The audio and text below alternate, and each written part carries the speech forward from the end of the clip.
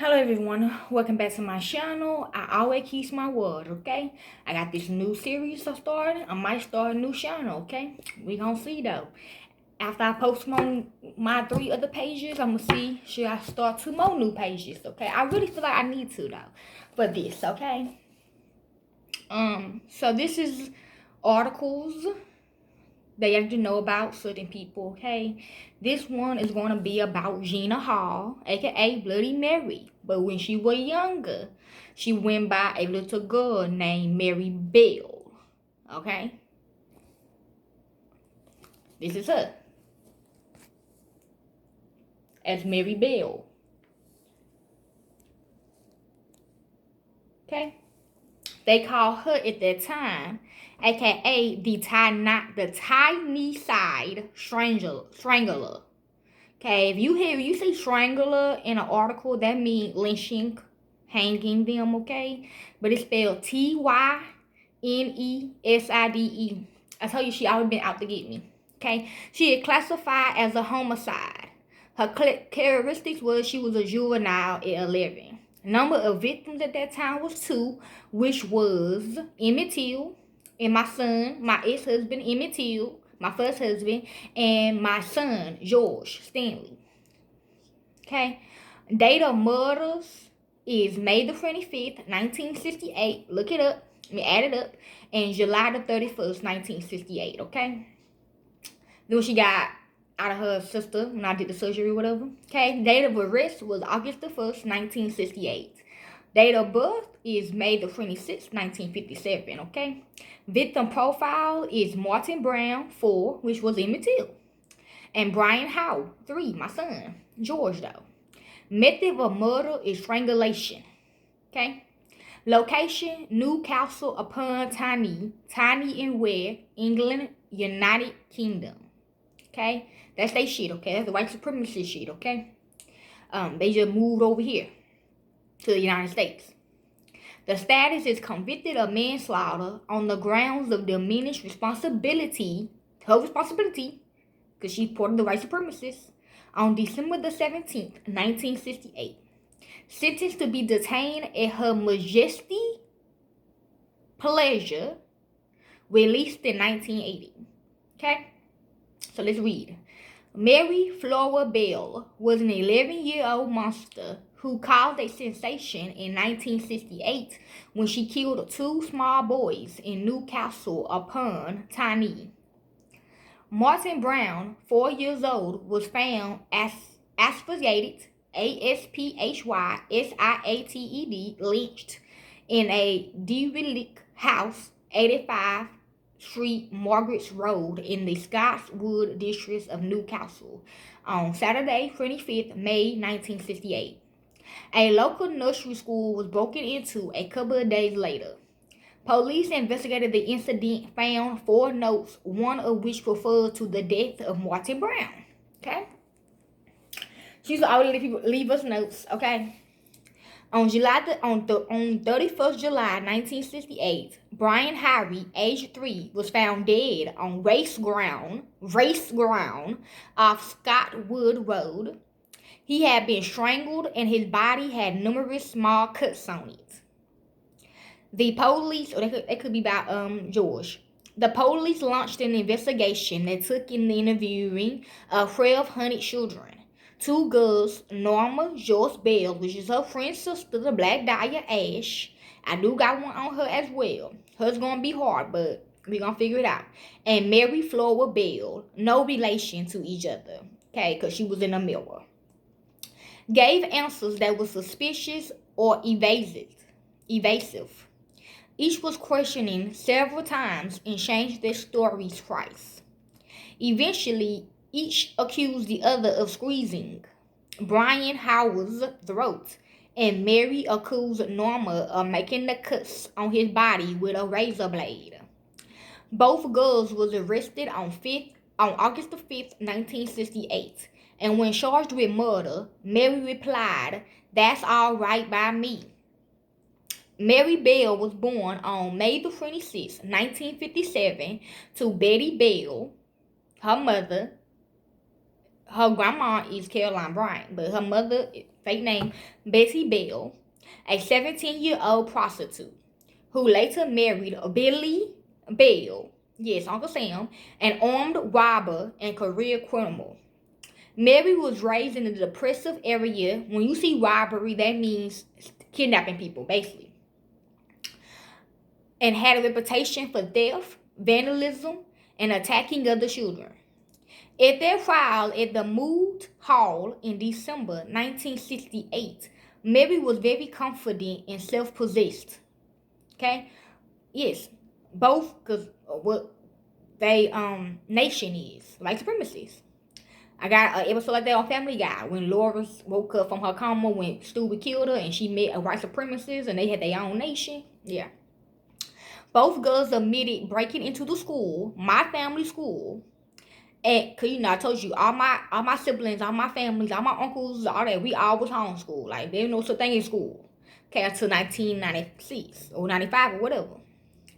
Both girls admitted breaking into the school and writing the notes found there. Okay, Mary was in love with Mob James. Okay, I'm gonna read his article next. Okay, he was at our school. Okay, he said that in one of his interviews. Oh yeah, the most hottest of t-shirts too in the schools. Okay, in the school. Okay. After 9 days, it basically like a meeting though. After 9 days of evidence, Norma, who had appeared confused, like always, and overawed during the proceedings, was found not guilty. Mary was because of diminished responsibilities. And the only reason why the Black Dahlia always go not guilty and why they got her article like that is because she was having sex with all the boys. Okay, in their nation. Okay? Found guilty, Mary was because of diminished responsibility, found guilty of manslaughter, and sentenced to life imprisonment. After spending 8 years in Young Offenders Institute, Mary Bell was transferred to Moore Court Order Prison from where she escaped with 2 boys in 1977, which were Mob James and the rest of the African Americans means I'm going to talk about. Also, remember I told you about that event I had about, I thought I was teaching her, we thought we were teaching her, that we talking about. We had out in the United States, okay? She was in our jail. Like, we were trying to do psychology work on their asses. Like, that's what that mean. That's why her grandma, Caroline Bryant, got off because she didn't want to be taught no more. Remember, she was in the movie, she was in the show I Love Lucy. They were at large for only 2 days. She was released with a new identity in 1980. In 1998, a biography called Cries, Unheard, the story, I hear nobody never heard of her on this one as a child like this. The story of Mary Bell was published. There was a furor in the press when it was discovered that she had been paid for her story. Okay? Miles James gets paid, okay? Okay, Bell Mary Flora. Mary Bell was born in May of 1957 with her unwed, mentally unstable mother was herself a child of 17. Now I'm hearing Caroline Bryant is just her mama. Okay, not her grandma, but we gonna see. Food though, I call my grandma mama. Though Betty Bell would successfully read the baby's father, marriage did not guarantee a stable home. Mary's father was frequently out of work, occasionally in trouble with the law. Okay, that's her mama, okay? Not Caroline Bryant, that's her grandma. Betty, for her part, frequently left her daughter with relatives or acquaintances, once giving the child to a woman she met on the street, outside an abortion clinic. Yes, her mama act like she like African American. Her mama act like she like black people, so I guess she would leave Mary to us. The Bell home in Newcastle, England, was filthy and sparsely furnished. At school, Mary became known as a chronicle liar and disrupted pulpit. On occasion, she voiced her desire to hurt people. Well, shit. The cruel urge surfaced on mainly me, because Miles James, okay, that's in his article. The cruel urge surfaced on May 11th, 1968, when Mary and Norma Bell, no relation, that's what they're saying, was playing with a 3-year-old boy on top of a Newcastle air raid shelter. Okay, there could be some other kids that went to our school. Okay, what I'm gonna do, start doing boys. Yes, she was always in love with Maya James, and Maya James was already liking me, and she always tried to get me back type shit. But I never cared about Maya James because I was married to Emmett, okay? Period. That's in his story, though. The boy fell and was severely injured, but the incident was written off as an accidental. On May the 5th, the mothers of three young girls informed police that Mary had attacked and choked their children. Yes, she was interviewed and lectured by the authorities, but no juvenile charges was filed. Why they like to choke people? Why they like to hang them? I guess they don't want us to speak or talk. They don't like us talking, okay? Um, they think that's weird if you talk to them. Okay, they look at us like aliens or some shit. Maybe because the monkeys never talk to them. That's what she's saying. Or they saying the monkey, my monkey piece saying, okay. Um, on May the 25th, two boys playing in an old abandoned house found the corpse of 4-year-old Martin Brown lying in a upstairs room. Okay, somebody's lying about something in this. Okay, so Martin Brown could be Emmett. Mary and Norma, because she was a kid when Emmett got murdered. We was all kids. Mary and Norma Bell had followed the boys inside and had to be ordered out when police arrived.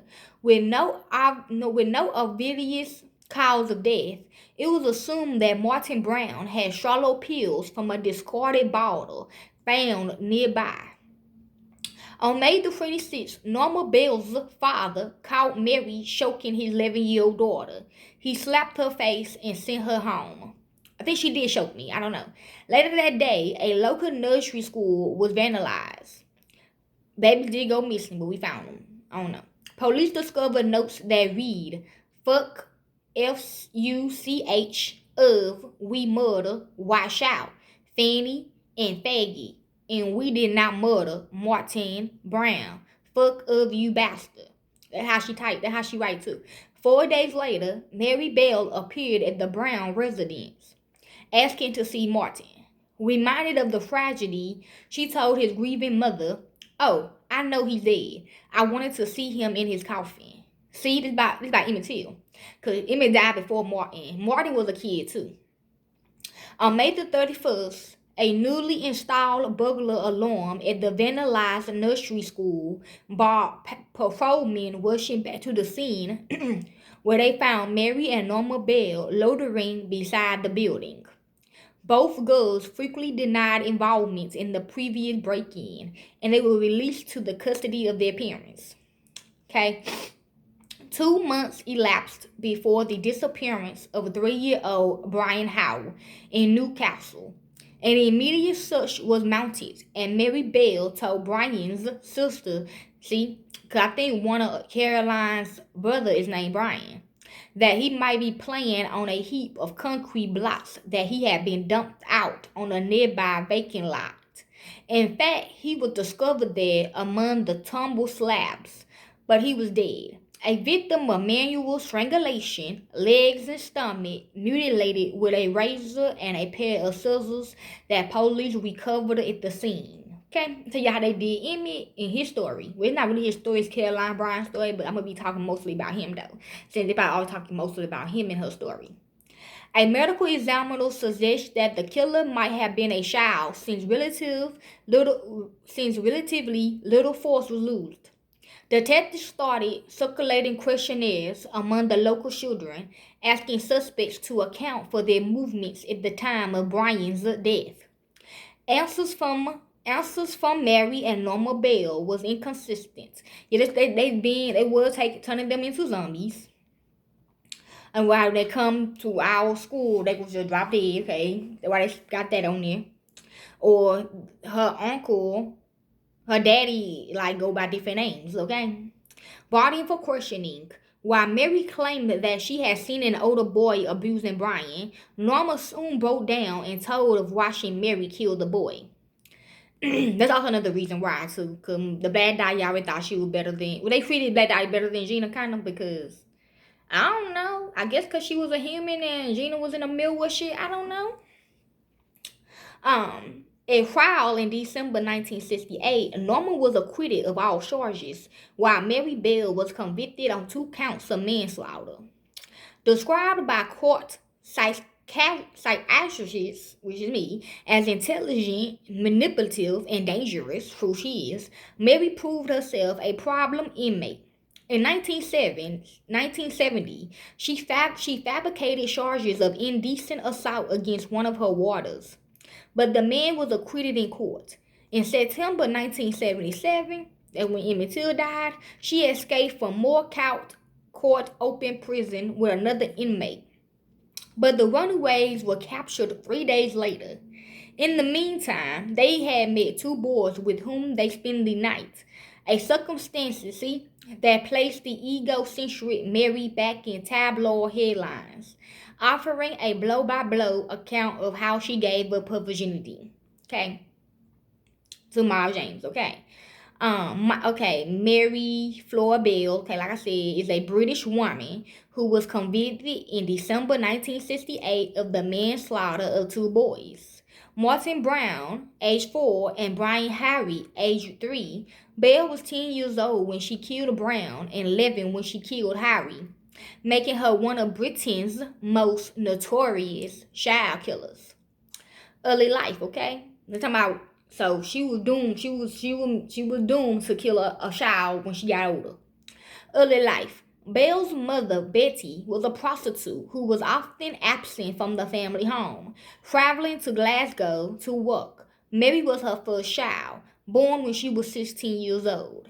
It is not known who Mary's biological father was, and for most of her life she believed it to be Billy Bell, an habitual criminal later arrested for armed robbery who had married Betty sometime after Mary was born. Independent accounts from family members suggest strongly that Betty had attempted to kill Mary and make her death look accidental more than once during the first few years of her life. That's basically by Caroline. But they just did it to the Black Dahlia because the Black Dahlia, infected everyone, okay? Mary herself says she was subject to repeated sexual abuse, her mother forcing her to engage in sex acts with men from the age of 5. Yes, she had sex with her daddy. Bell grew up in the Scottwood area of Newcastle, but she wanted it to do it though. But she's saying it was rape. I mean, it is. It is. An economically depressed area, she's saying no, where it was normal for them, where domestic violence and criminal behavior was commonplace. As a result, her previous crimes, including attacks on other children in school, vandalism, and theft, did not attract undue attention. True, they was in our school and in our courts and our psychology shit, okay? Telling them that's not normal, Caroline. You can't let your husband have sex with your daughter. Okay? She ain't like that. Also, yeah, she wanted to make him happy. Okay, whatever. Also, she had developed a reputation as a show-off. So her proclamation, she said, I'm the show-off. Nah. I am a murderer with the mist as just one another her idol boasts. The murders. On 25th May 1968, the day before her 11th birthday, Mary Bell strangled 4-year-old Martin Brown in a derelict house. She was believed to have committed the crime alone. Between the time and the second killing, she and a friend, Normal George Bell, no relation, age 13, broke into and vandalized a nursery in Scottwood, leaving notes that claimed responsibilities for the killing. The police dismissed this incident as a prank. On July 31st, 1968, the pair took part in the death again by strangling of 3-year-old Brian Harry on Raceland in the same Scottwood area. Police reports concluded that Mary Bell had later returned to his body to carve an N into his stomach with a razor. This was then changed, losing the same razor but with a different hand to an M. Mary Bell for her initials, cause that's her kill, okay? That's her honor, that's her money or some shit. Not us. She don't want to get that to us or Black Dahlia. Mary Bell also used a pair of scissors to cut off some of Harry's hair, scratch his legs, and mutilate his penis. True, Emmett Till did not have his penis no more when we found him. His penis was in the river.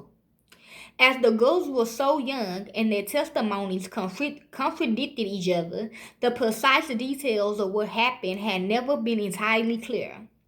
An open verdict had originally been recorded for Martin Brown's death, and there was no evidence of foul play. Although Belle had strangled him, her grip was not hard enough to leave any marks. Her dad, okay? Eventually, or her grandpa, eventually his death was linked with Brian Harry's killing, and in August 1968, the two girls were charged with 2 counts of manslaughter conviction. On December the 17th, 1968, in Newcastle, Essex, Norma Bell was acquitted, but Mary Bell was convicted of manslaughter on the grounds of diminishing responsibility. The jury taking their leads from our diagnosis, by court-appointed psychiatrists who described her as displaying classic symptoms of psychopathy. The judge, this is me, Miss Justice Cusack, described her as dangerous and said she posed a very grave risk to other children. Yes, I was a judge when I was a kid. That's how they used to do back in the day. Gee, that's a blessing. She was sentenced to be detained at Her Majesty's pleasure at their house, in their nation. Shit, that's what I thought. Effectively an indefinite sentence of imprisonment. She was initially sent to Red Bank Secure Unit in St. Helens, Lancaster, the same facility that would house John Venables, one of James Burglar's child killers, 25 years later. After her conviction, Bell was the focus of a great deal of attention from the British press and also from the German Stern magazine. Yeah, Hitler is her brother. Her mother repeatedly sold stories about her to the press and often gave reporters writings she claimed to be Mary's. Okay, they started all that, okay? You know how they always, y'all see African American black people on the news? They were the first ones on the fucking news, okay? That she wanted her to be famous like that, okay? A thug, or whatever you want to call them, okay? I don't know, psychopaths, killers, shit, serial killers. That's their name, serial killers, okay? Bell herself made headlines when in September 1977, she briefly absconded from Moore Court Open Prison, where she had been held since her transfer from a young offenders institution to an adult prison a year earlier. Her penalty for this was a loss of prison privileges for 28 days. For a time, Bell also lived in a girls' remand home at Combelow Lodge in South Norwood, in a house built by Victorian inventor William Stanley. Okay, see codes. Life after prison. In 1980, Bell, aged 23, was released from Askham Grange Open Prison, yes, 5, having served 12 years, 3. She was granted anonymity, including a new name, to start a new life with her daughter, who was born on May the 25th, 1984. Bell's daughter did not know of her mother's past until Bell's location was discovered by reporters, and she and her mother had to leave their house with bed sheets over their heads. KKK! Bell's daughter's anonymity was originally protected only until she reached the age of 18. So I guess about the Black Dahlia, okay? Because she didn't treat Black Dahlia like her daughter, okay? That's her friend's sister though. But that was like she treated her like her daughter. I guess that was her pimp or something, a pinstress or something. She was, I don't know shit. To be honest, I don't know. Like she thought Jill was my sister, but she was really my daughter. But Black Dahlia was like her sister, but she treated her like a daughter. Like I treated my daughter like my motherfucking sister. See, that was you get the point, right? Because you trying to be like me. Okay, you can't be like me though. Bell's daughter, okay, I read. However, on 21st May 2003, Bell won a high court battle to have her own anonymity and that of her daughter attended for life. Okay, or they could be about me because I did stab her up in 2003. Any court order permanently protecting the identity of someone is constantly known as a Mary Bell order. Okay, in 2009, it was reported that Bell had become a grandmother. Okay, so yes, y'all. When they say that, I'm on the Secret Service too. But my grandma's the owner of Secret Service, so her great grandma is Caroline Bryan. Okay, some shit like that. Okay, yeah, only the real ones will know. The depictions in media. Bell is the subject of two books by Getty Serenity, The Case of Mary Bell, 1972, an account of the killings and trial, and Cries, Unheard. The story of Mary Bell, 1998, an in-depth biography based on interviews with Bell and relatives, friends, and professionals who knew her during and after her imprisonment. This second book was the first to detail Bell's account of sexual abuse by her mother, that's what we said, that's what we told them. So they just lose that. Oh, I was sexually abused by my mother. Okay, I don't believe I was. I'm gonna just say it though, so I can get sympathy or some shit. I don't know. That's in their mind, okay? A prostitute who specialized as a dominatrix and her mother's clients, okay? Which is African American, black men, okay? Niggas, okay? Means, okay? The publication of Cries Unheard will come slowly because Bell received payments for her participation. The payment were criticized by the tabloid press, and Tony Blair's government attempted to find a legal means to prevent its publication on the grounds that a criminal should not profit from her crimes. But the attempt was unsuccessful. So that was us, okay? Bell's brief prison escape was the basis for a Scream 2 teleplay on the BBC. Y'all know what that means if you watch pornography. Will You Love Me Tomorrow, 1987, starring Joanna Wiley as the tough yet oddly innocent escapee who had come of age behind bars and go looking for love in a seaside resort town. My town, shit.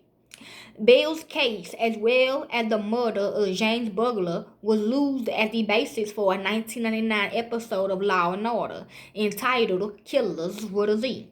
Haley Harish played the Mary Bell analogy.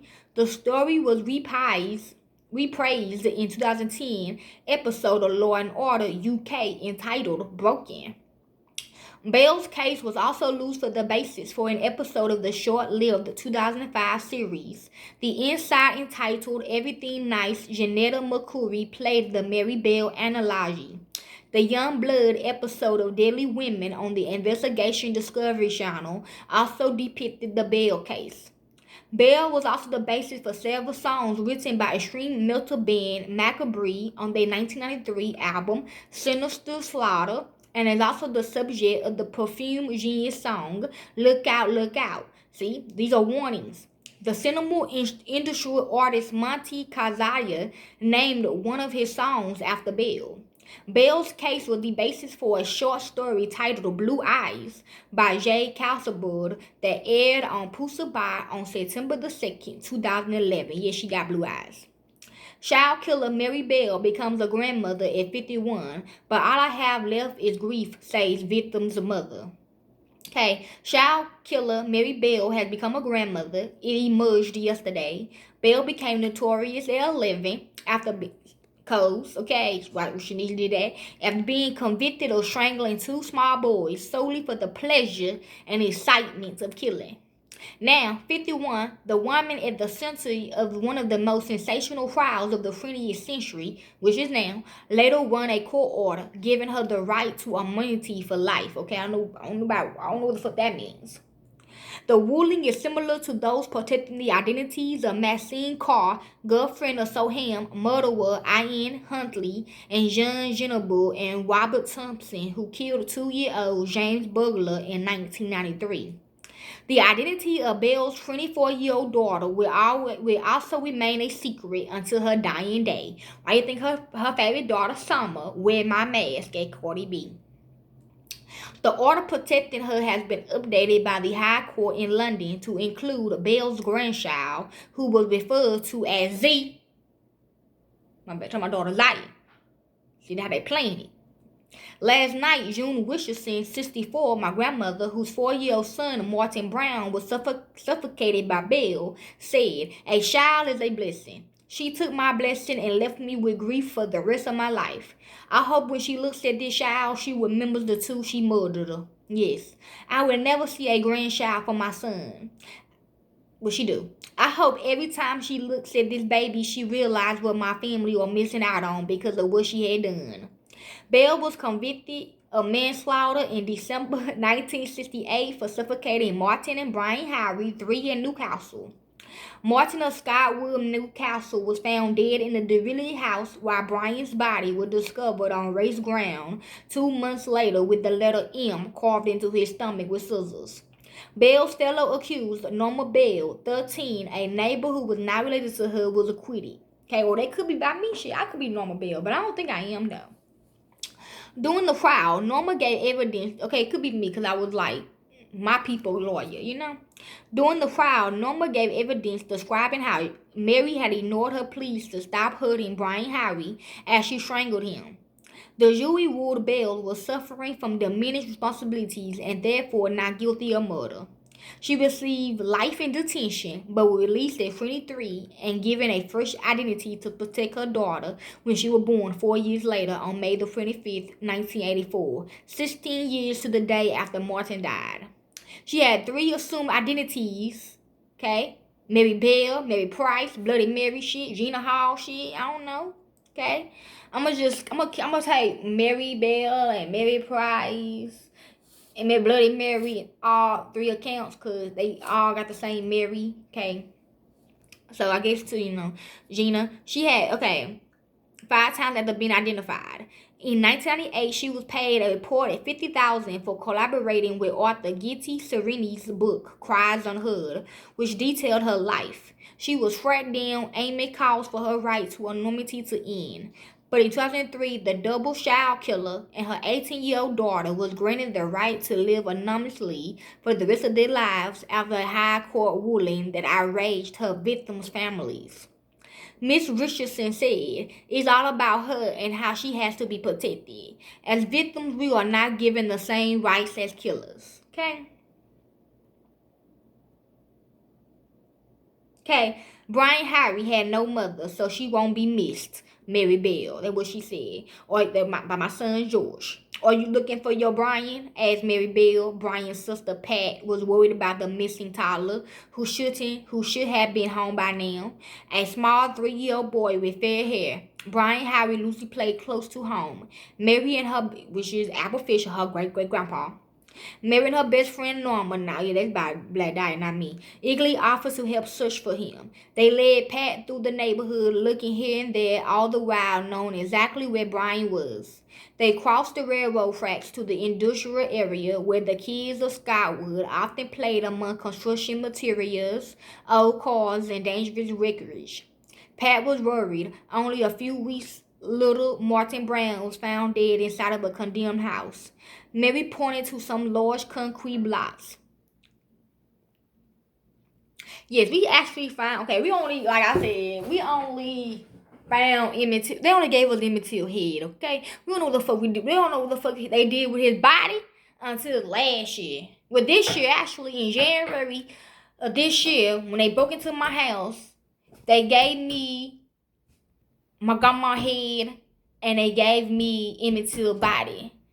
And they said, so this is what you been looking for, blah, blah, blah. And I put my son, Casey, in the closet or whatever, and they took me to the church and they raped me and shit like that. But, see, I got Emmett Till body, and I got my grandma head. This what they saying right here. Right, it said it was condemned. Cause I didn't know I was living in a condemned house the whole goddamn time. Mary pointed to some large concrete blocks. He might be playing behind the blocks or between them, she said. Yes, okay. Oh no, he never goes there, insisted Norma. In fact, Brian lay dead between the blocks. Mary wanted Pat to discover her dead brother. Norma later said because she wanted Pat Harry to have a shock. But Pat decided to leave. The Newcastle police will find his body at 11:10 later that night. Terrible discovery. Brian was found covered with grass and purple reeds. He had been strangled or hung, okay, whatever. Or this is strange. Okay, he was at Brian. George was actually executed, okay, by the sheriff.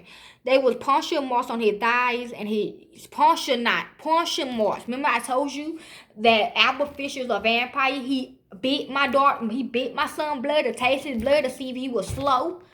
Or he's smart, okay? That was that mean puncture marks on his thigh. Yes. For little boys, you test their thighs, close to their dick. She takes their thighs. Women, they neck. On his thighs and his genitals had been partially skinned. Clumps of his hair was cut away. The wounds were bizarre. There was terrible playfulness about it, a terrible gentleness if you like, and somehow the playfulness of it made it more rather than less terrifying, said Inspector James Dobson. Brian's belly had been signed M with a razor blade. This cut would not be apparent until days later. It appeared that someone had imprinted an N and that a fourth mark was added by a different hand to change the N into a M. In the summer of 1968, Scottwood, an enormously depressed community 275 miles north of London, was in a state of panic. Police flooded the community, interviewing kids between the ages of 3 and 15. The adults wondered if Martin Brown's accident was also murder. We was real nervous, said Martin's aunt, but the kids themselves felt it too. Suspicious behavior. Among the children who stood out as suspicious to the investigators was 11 years old Mary Bell and 13-year-old Norma Bell, no relation. Mary was evasive and acted strange. Norma was excited by the murder, remembers one authority. She was continually smiling as it was a huge joke, yes. As the investigative narrowed on Mary, she suddenly remembered seeing an 8-year-old boy with Brian on the day he died.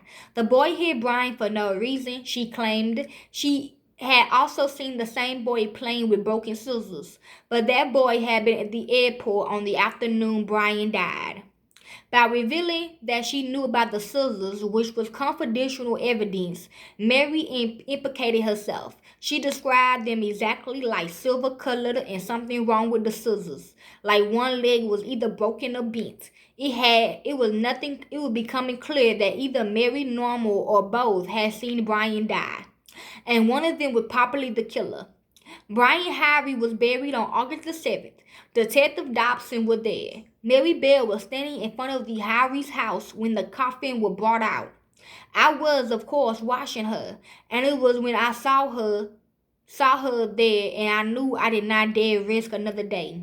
She stood there laughing, and whooping her hands. I thought, my God, I got to bring her in. She'll do another one. Closing in. All that mattered was to lie well. Mary Bell as an adult. Before Brian's funeral, Dobson questioned Norma again. She now claimed that Mary told her she killed Brian and brought her to see his body at the blocks. Mary told Norma, I squeezed his neck and pushed up his lungs. That's how you kill them. Keep your nose dry and don't tell anybody. Okay? Well, they always taking the nose off my daughters and okay? When she saw Brian, Norma knew he was dead. His lips were purple. Mary ran her fingers along his lips. She said she had enjoyed it. That night, Norma was taken to the police station to give an official statement. Norma's story shocked the police, who wasted no time in picking up Mary Bell at 12:15 that night. Her intense blue eyes were bleary, but she kept her wits. She appeared to see herself in a sort of cliché scenario of cops and robbers film. Nothing surprised her, and she admitted nothing. Dobson told Getty Serini, who had written extensively on the case.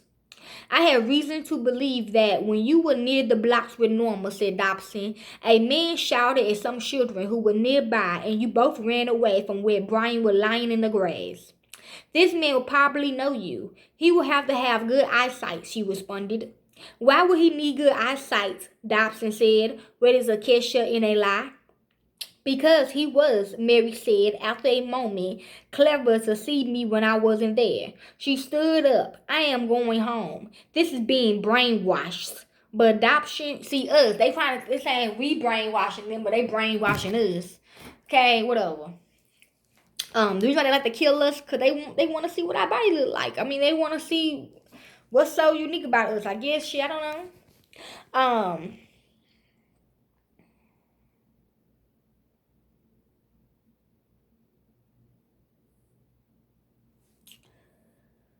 A man shouted at some children who were nearby, and you both ran away from where Brian was lying in the grass. Yes, okay? Yes. If you really down with me, y'all should know that I was there with Emmett, okay? They was on our honeymoon. Okay, we was just chilling. We were visiting Harry Tubman. Okay, I played that Mob James story. Yes, I hold his hand till he died. Yes. Okay, he was in the grave. The man would probably know you. He would have to have good eyesight, she responded. See, trying to be funny. Why would he need good eyesight? Dobson said, ready to catch her in a lie. Because he was, Mary said after a moment. Clever to see me when I wasn't there. If y'all look at his body, y'all see his eyes is cut short, okay? He got no eyes. They took his eyes. Okay? Try to give it to Miles James or whatever. But Dobson wasn't about to let her go. At one point, Mary asked if this place bugged. In the end, she refused to budge. Yes, I ain't making no statements. I have made a lot of statements. It's always me you come for. Norma's a liar. She always tried to get me into trouble. At 3:30 a.m., yes, saying, I'm going to get you in trouble so they can push you back in the mirror. So that was her jail sentence, her detention. Get it in the mirror. That's her punishment. Being in the fucking mirror. Okay, being in the mirror, y'all. At 3:30 a.m., Mary was permitted to leave. Dobson second-guessing himself, but after seeing Mary's behavior at Brian's funeral and gathering additional testimony from Norma, he brought Mary back into the station. Yes, they did walk up into the funeral of Emmett and George and Mines in 95. Being funny, okay, with Rise and shit and some dumb shit like they be doing now, but it's peace offerings now. Okay, that's their peace offering. Okay. She was very apprehensive, said Dobson. She gave me the impression that she knew the time of reckoning had come. Mary now admitted to being present when Brian died, but her confession took a bizarre turn. See? Trying to be funny, because I'm in the fucking mirror now. This is my punishment for what? I don't know. Shit. Mary's statements. This her saying. This Gina talking. I couldn't kill a bird by the neck or throat or anything. It's horrible that, Mary Bell. The following is Mary Bell's official statement. God damn, this long as fuck.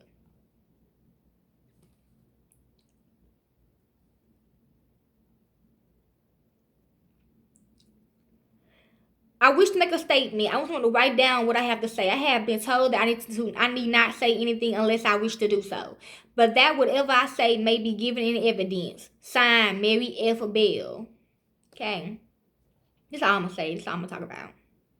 This is all her other statement. This had been a boy who just laid down and died. Mary's Bell notebook.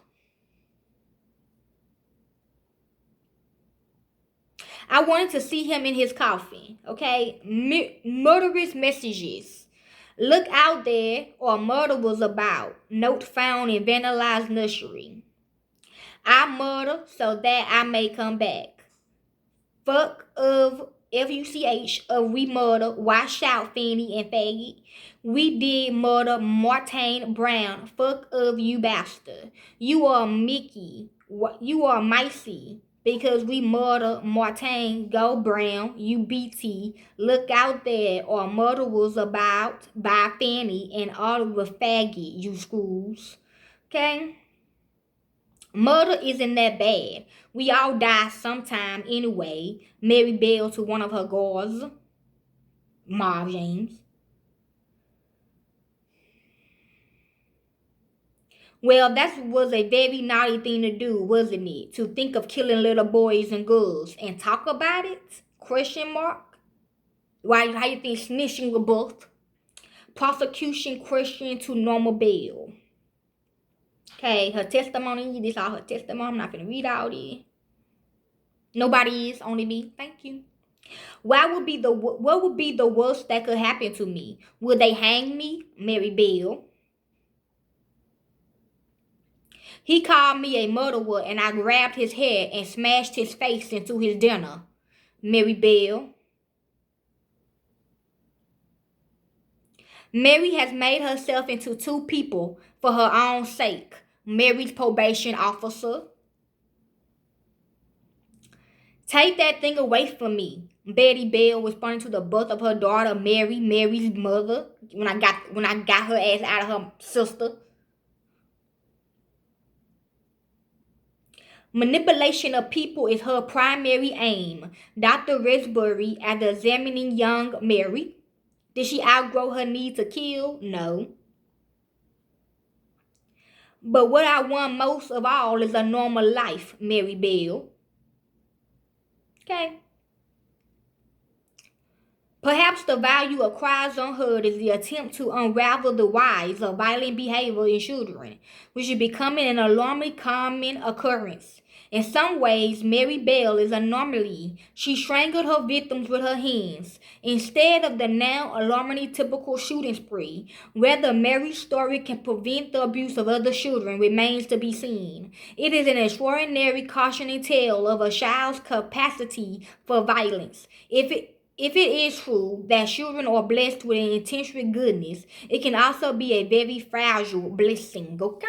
Happy Mother's Day to my mama, Gina, okay? This is for you. And anybody trying to come against me, come up behind me, and get on my shit or your own shit and do this, I'm a hush shit. Okay? Real shit. Don't be funny. This is real shit. She owns me. Y'all better stop. I heard that shit. I'm out. Peace. Next is my father, Miles James, bitch.